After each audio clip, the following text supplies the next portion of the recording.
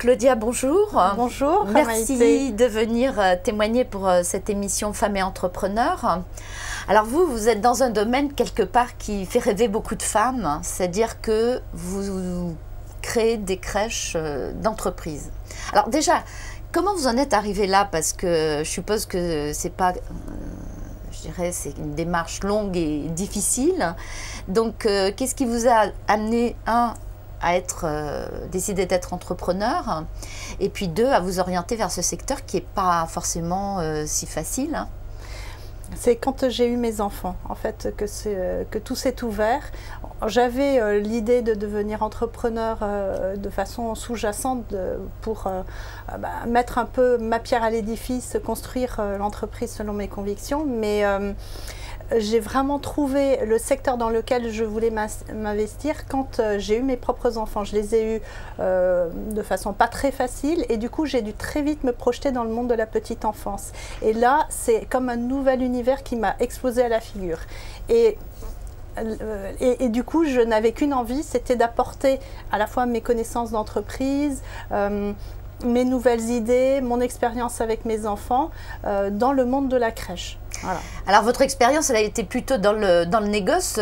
Précédemment, vous avez été aussi pas mal à l'étranger. Donc, et vous avez eu envie, comme vous le disiez aussi, de créer une entreprise suivant vos propres valeurs.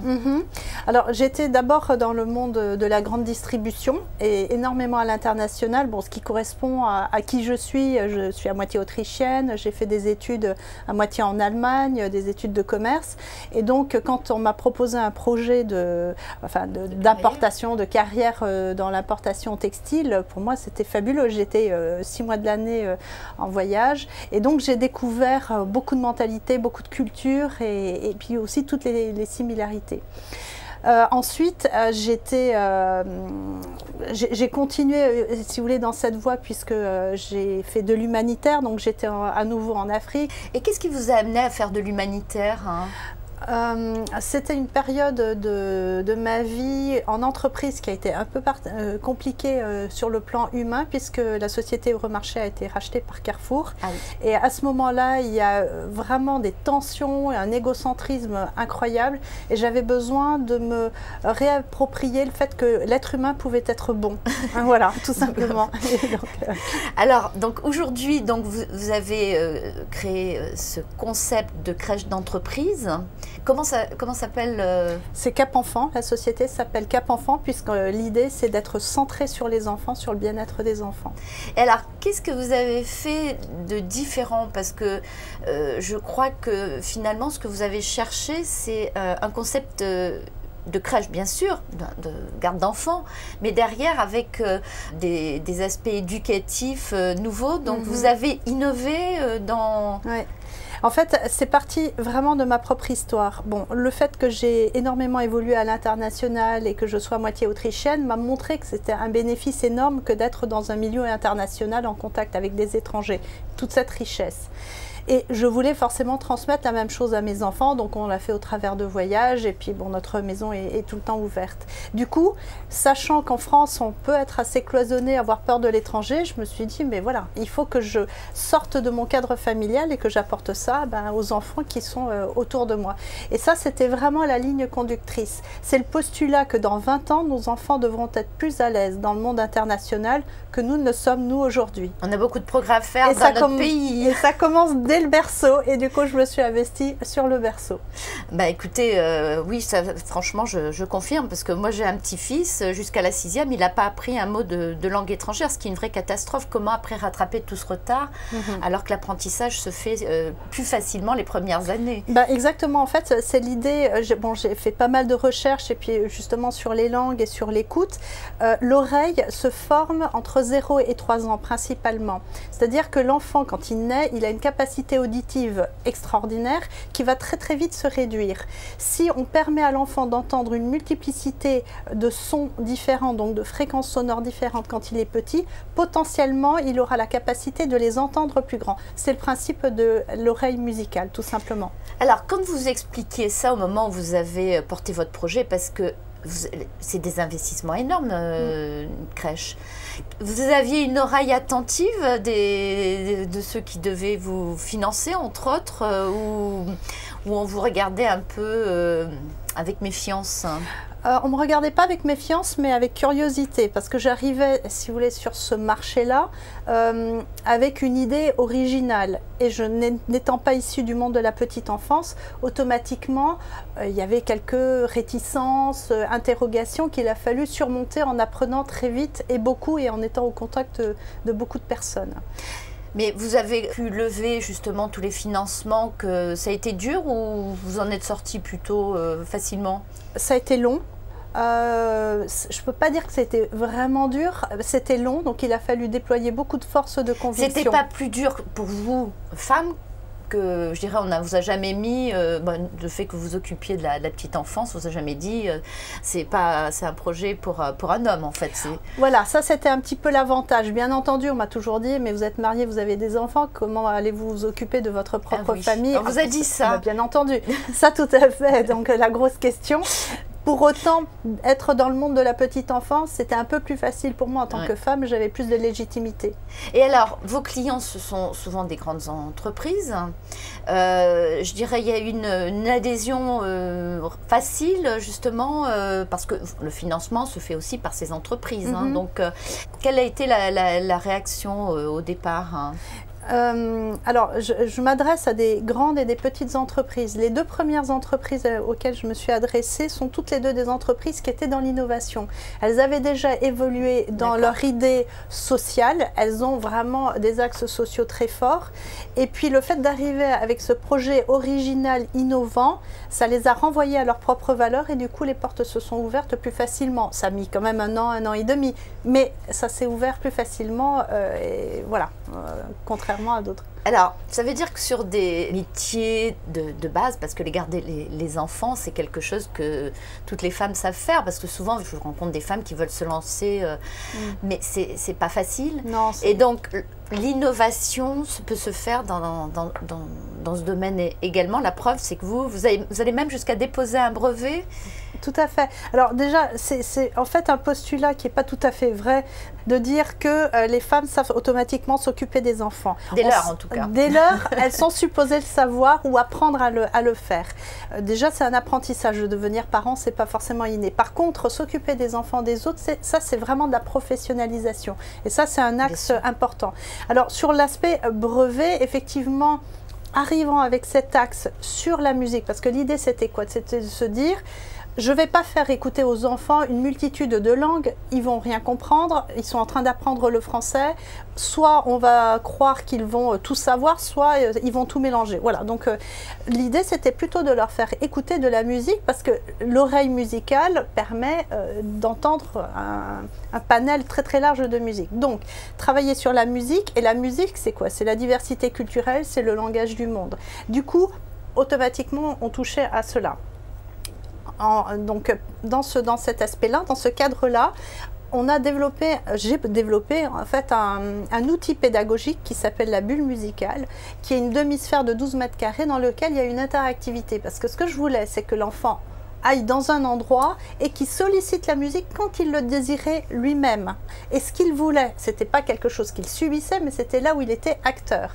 Et du coup, on a développé cet endroit qui s'est transformé en bulle musicale. Il y a le côté douillet, un peu cocon, voilà, dans lequel il va avec des ouvertures et puis un côté très cosy.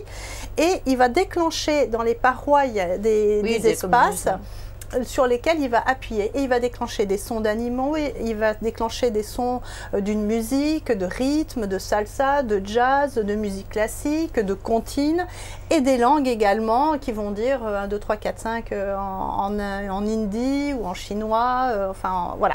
Donc l'idée c'est vraiment de permettre à l'enfant quand il le souhaite de solliciter des sons différents. Et comme c'est dans le ludique, comme c'est dans le jeu, bah, lui, il en a tout le bénéfice, tout le plaisir.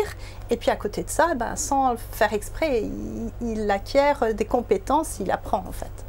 vous devriez peut-être faire la même chose pour les adultes un peu stressés, là, comme moi. Je pense qu'une petite bulle bien cosy, ça m'irait bien. Oui, il y a des axes de développement pour les adultes aussi. Alors aujourd'hui, vous avez une bonne cinquantaine de salariés. Vous avez prévu de continuer votre croissance. Comment vous, justement, vous faites pour prendre les décisions d'investissement supplémentaire? Vous prenez des conseils? Alors, ça, un des points essentiels, c'est que je suis extrêmement entourée d'autres chefs d'entreprise, soit en mentor, soit dans le cadre d'associations, soit dans le cadre de la chambre de commerce. Voilà. J'ai essayé vraiment d'être entourée d'un maximum de personnes, aussi directeurs d'entreprise, de façon à être conseillée. Après, les décisions, c'est moi qui les prends toute seule comme une grande, bien entendu, mais j'accumule et puis ensuite je traite et puis je prends la décision. Au niveau de l'investissement, là, on est en train de franchir un pas. On s'approche effectivement de la cinquantaine. C'est un cap important pour beaucoup d'entreprises françaises qu'elles n'osent pas franchir d'ailleurs, parce que ça peut être limité. Après, il y a quelques petites obligations. Il y a des obligations, il y a des coûts. Voilà, c'est ça. Et du coup, c'est un peu un plafond. Ce qui fait que là, aujourd'hui, nous sommes en recrutement d'un directeur financier, directeur administratif et directeur ressources humaines pour m'aider à passer ce cap. Parce qu'aujourd'hui, j'ai tout mené seul avec mon équipe, mais seul au niveau de la décision, cette croissance. Oui, et pour passer ce cap-là, j'ai besoin de quelqu'un à mes côtés qui s'occupe de l'exploitation de façon à ce que je continue à me concentrer sur le développement. Quel conseil donneriez-vous, puisque vous connaissez, vous avez réussi à aller jusqu'au bout et vous, justement, vous développez, donc quel conseil vous donneriez donc, à ces femmes qui nous écoutent? Le premier conseil, c'est de s'entourer. Le deuxième conseil, de s'entourer donc d'associations, enfin de personnes compétentes dans les domaines. C'est compliqué de monter une entreprise. Le deuxième, c'est d'être persévérante. Ça prend du temps. Je pensais monter mon entreprise en 1 an, ça a mis 3 ans jusqu'à ce qu'elle sorte de terre. Parce que vous aviez des gros investissements aussi. Il y avait des gros investissements, bien entendu. Puis vous êtes dans un domaine très réglementé. Et je suis dans un domaine très réglementé, mais je dirais, quel que soit le délai, garder la persévérance. Ce n'est pas parce qu'il y a un obstacle qu'il faut s'arrêter. Au contraire, c'est là où on va être jugé. Et pour la petite histoire, en fait, ça a été extrêmement difficile de monter la première structure, pour des questions, je dirais, conjoncturelles. Au moment où je devais monter la société et construire la première crèche, toutes les autorisations au niveau national ont été bloquées. Tout était prêt, j'avais 40 000 € d'investis, les contrats avec les entreprises, les parents étaient signés, le crédit était signé avec la banque et j'avais l'architecte qui était prêt à démarrer les travaux. Tout a été bloqué. J'avais le choix soit de tout arrêter et puis d'aller planter des petits pois en Corrèze, comme je disais, soit de continuer à y croire. Mais c'était envers et contre tout. Et là, j'ai choisi de continuer à y croire. Voilà, ça c'est. Parce que ce projet, bon, effectivement, je savais qu'il allait, voilà, je voulais et je savais qu'il allait sortir de terre. J'ai recruté dans cette situation-là, en étant franche, en disant voilà, il y a des risques, c'est possible que ça ne fonctionne pas, mais moi j'y crois, donc voilà. J'ai trouvé la directrice de la première crèche dans cette situation-là, et puis finalement tout s'est ouvert et dans des conditions absolument fantastiques. Et moi je me disais, les autres vont se dire, oh là là, vraiment, mais elle ne sait pas y faire, etc.